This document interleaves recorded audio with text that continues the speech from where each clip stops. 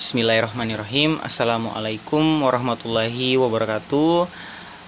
Perkenalkan, nama saya Alwi Siap Merasa Besti. Saya dari Prodi Ilmu Pemerintahan semester 6. Dalam video kali ini saya akan memaparkan sedikit materi yang mana ini merupakan tugas dari mata kuliah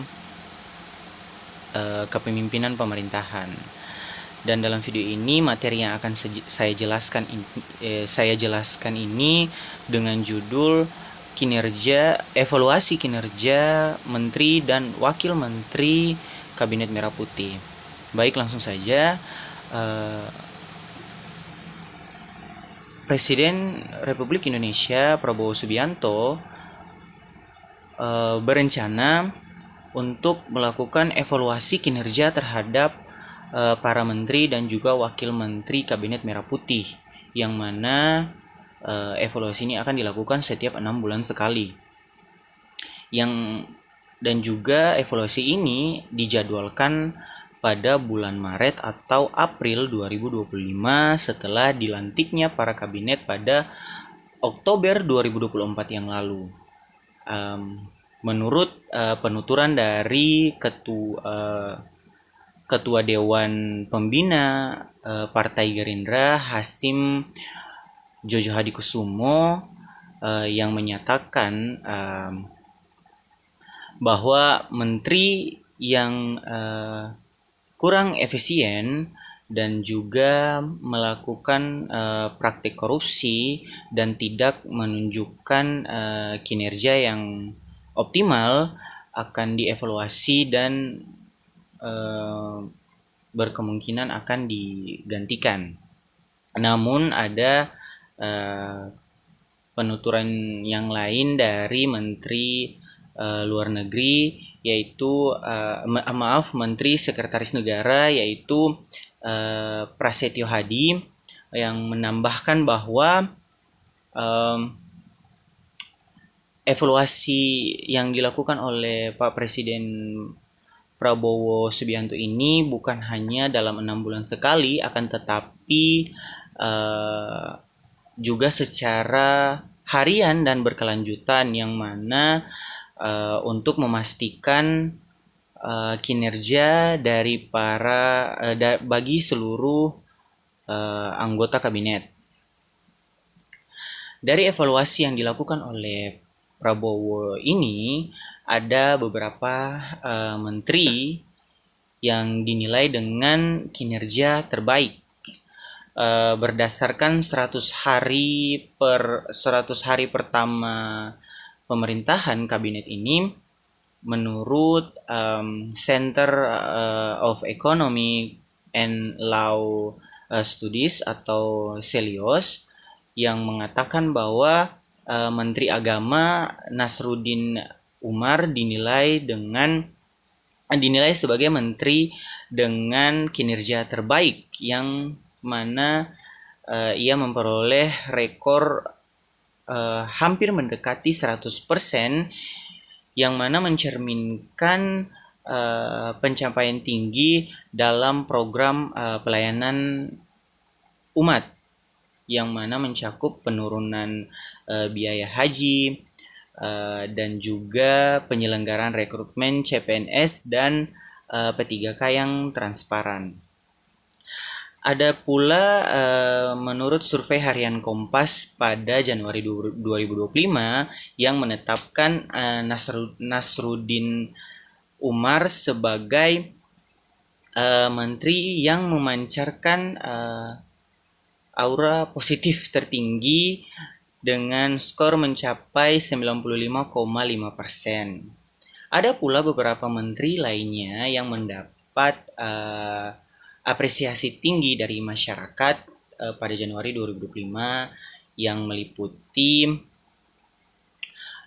Abdul Muti, Menteri Pendidikan Dasar dan Menengah dengan nilai skor 76,4%. Kemudian ada Budi Gunandi, Menteri Kesehatan, di mana memperoleh skor dengan nilai 75,7%. Kemudian ada Yandri Susanto, Menteri Desa dan Pengembangan Daerah tertinggal dengan skor 75,5%. Kemudian yang terakhir ada Sugiono, Menteri Luar Negeri yang juga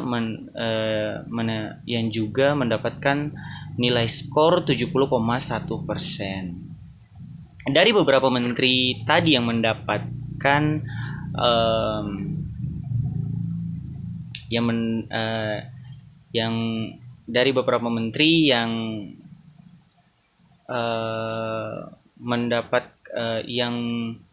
dari beberapa menteri tadi yang memiliki kinerja terbaik, ada pula beberapa menteri yang dikritik kinerjanya kurang baik. Dalam laporan Selio, beberapa menteri ini mendapatkan kritik negatif dari masyarakat. Yang pertama ada Natalius Piagis.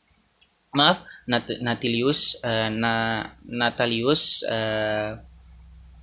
Pigai, yang mana ini Menteri Hak Asasi Manusia, di mana mendapat skor hampir mendekati minus 150 karena kurangnya terobosan dan kontroversi kebijakan di bidang HAM. Kemudian ada Aries Setiadi, yang mana Menteri Kooperasi mendapatkan skor minus 41 terkait isu transisi energi dan investasi. Dari evaluasi dari penilaian tersebut, ada pula tantangan kabinet ini yang dikatakan sebagai kabinet gemuk, yang mana kabinet Merah Putih ini terdiri dari 48 menteri dan juga 56 wakil menteri yang dianggap sebagai struktur yang gemuk. Kenapa disebut dengan struktur yang gemuk? Karena jumlah menteri dan wakil menteri dalam kabinet Merah Putih ini cukup banyak, yang mana ada 48 menteri dan juga 56 wakil menteri. Pada masa pemerintahan sebelumnya, di pemerintahannya Presiden Jokowi dan Ma'ruf, itu hanya memiliki 34 menteri dan 12 wakil menteri. Kemudian Kabinet Indonesia Bersatu pada masa kepemimpinan SBY dan juga Boy Diono hanya terdiri dari 34 menteri dan hanya 5 wakil menteri saja. Itu artinya struktur pemerintahan saat ini nyaris 2 kali lipat lebih besar dibandingkan periode jauh lebih besar daripada periode-periode sebelumnya. Mungkin itu saja yang dapat saya sampaikan. Kurang dan lebihnya saya mohon maaf. Wabillahi taufiq wal hidayah. Wassalamualaikum warahmatullahi wabarakatuh.